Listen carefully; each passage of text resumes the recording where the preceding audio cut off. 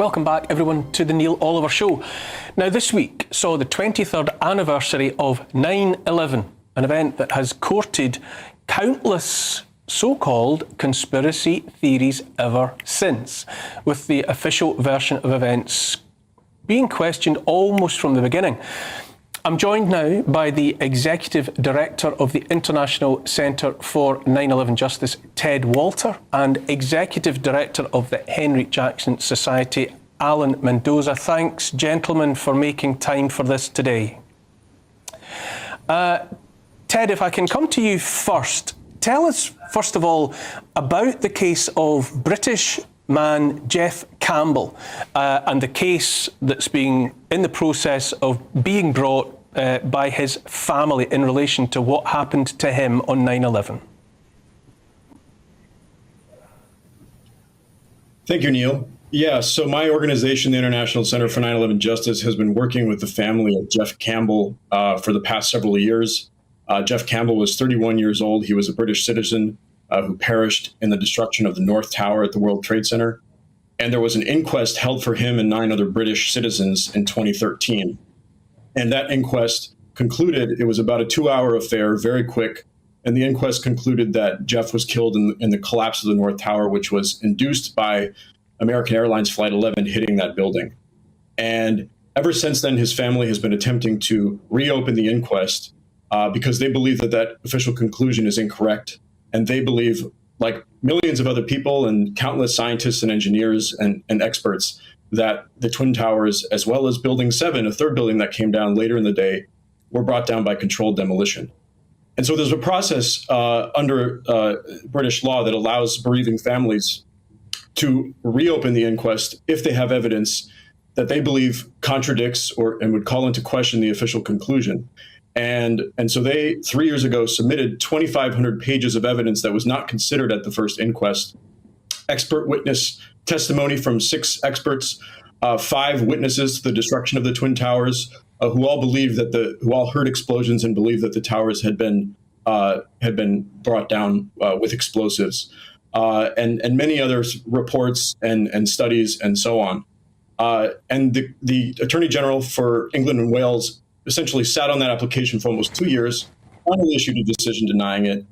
There was some back and forth. The Attorney General withdrew that decision and then issued another decision, again denying it. And now the family is seeking judicial review of the Attorney General's decision because it is absolutely unlawful. The family's application easily meets the threshold for a new inquest to be opened.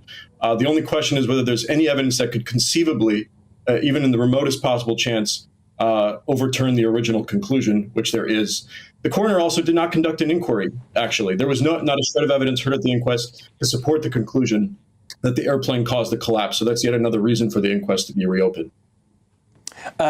Just at the moment, I have to say we have lost connection with Alan Mendoza, who is obviously going to offer an alternative point of view on a lot of this. But Ted, if I can continue with you at the moment.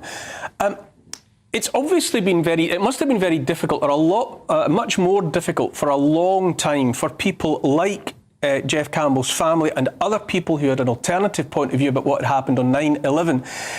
After all of this time, is there any sense in which a tipping point might be being reached where, maybe on account of this case, maybe on account of an accumulation of other evidence, that finally the alternative points of view might be taken more seriously?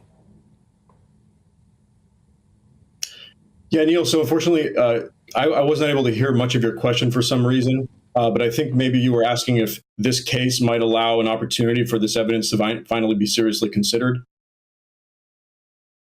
Suggestion was that there's a tipping point maybe being reached, and it may be something like this case of Jeff Campbell's family, requesting a further inquest into what happened to their loved one, might be enough finally to make people open up to the possibility that perhaps there are other questions that might legitimately be asked, and other answers demanded of the authorities. Yeah, I think you're right. I think we are nearing a tipping point. You can see it all over social media. You can see it. I see it every day when I talk to people about this issue. And I think the Campbell family's effort is coming at an opportune moment when people really are, in large percentages of the public, beginning to open their mind to the possibility that the official account of 9/11 is untrue. And I think that this case, the law is, it should have been a slam dunk 3 years ago. This should have been an open and shut case. The family should have been allowed to go forward with the new inquest. And if what happens should happen either at the high court, or if the attorney general withdraws this decision and finally allows the family to apply to the high court for the new inquest to be ordered, I think that this inquest really may serve as the thing that causes the tipping point to actually happen and go over the edge. Ted Walter, bear with me at the moment in the absence of Alan Mendoza at the moment. I'm going to go to my guest in the studio, Greg Swenson from Republicans Overseas UK.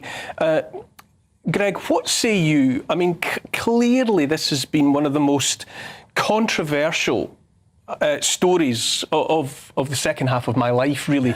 What's your take on the appetite for asking more questions now? Well, I think there's plenty of appetite for questions. I might think that the case about, the destruction or the planned destruction, I might think it's nonsense, but I don't think it's nonsense for the family to have a hearing, if that's their view. And if there's evidence, it's so much better to be transparent.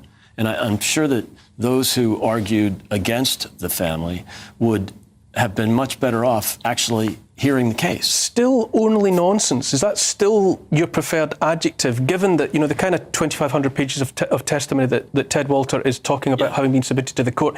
It's not from spurious individuals. Right. It is expert testimony. Yeah. So is it still nonsense to say that everything we've been told is all we should have been told? So I think it would be healthy to view that evidence and to compare it to I'm sure many more pages of evidence that argue that it was the United flights and the American Airlines flights. So, but there's nothing wrong with inquiry, and there's nothing. And I think you have to keep this in the context of what's happened in the last 8 or 10 years with the denying of any arguments about COVID and the vaccines, covering up the Hunter Biden laptop. We even saw it this week at the debate, with Kamala Harris arguing that Trump, said this or that at Charlottesville, which has been proven to be a hoax. Let me put that to Ted Walter. Is it perhaps the case that the authorities, officialdom, has only itself to blame? That in recent years it's been so apparent that so many lies have been told about so many stories that it was inevitable that something as big as 9/11, with so many contrary voices, that this would eventually happen? I think it was inevitable. I think we are seeing across the political spectrum people questioning official narratives, and I completely welcome and appreciate your other guests' take on this. And I think intellectually and morally, he's absolutely right. In terms of the legal question, the Attorney General has no leg to stand on. In terms of the letter of the law, there is zero doubt that this inquest should have already been reopened. And that is what the family intends to show the High Court. If the Attorney General, we have a new Attorney General now who took office in July, and a Labour Party. And we actually expect this Attorney General to withdraw the previous Attorney General's decision, which is absolutely indefensible. What is the reaction now, you see, amongst your fellow Americans? When people ask what you do and you tell them that you're involved in something like, questioning 9/11. I can imagine there was a time when it was very difficult. Is it still the case now? It is not the case now. Where I live in my community, I live in the Hudson Valley, about an hour north of New York City, and so it's a specific community, but even so, the vast majority of people that I talk to, the other parents that I talk to, I rarely encounter somebody who's opposed to what I do. And on a larger scale, I do this, for much bigger audiences than just people in my community, and we're seeing like incredible receptiveness to it now. And it's really sad and tragic for the families and for the rest of society that it's taken this long. But finally, we are getting there, and we are reaching the tipping point. Ted Walter, bear with me. We're going to pick up this conversation after an inevitable break. Ted will be returning to continue this conversation as we mark, it's poignant every time it comes around. This is the 23rd anniversary of the 9/11 attacks that shook the world and changed everything. Stay with us.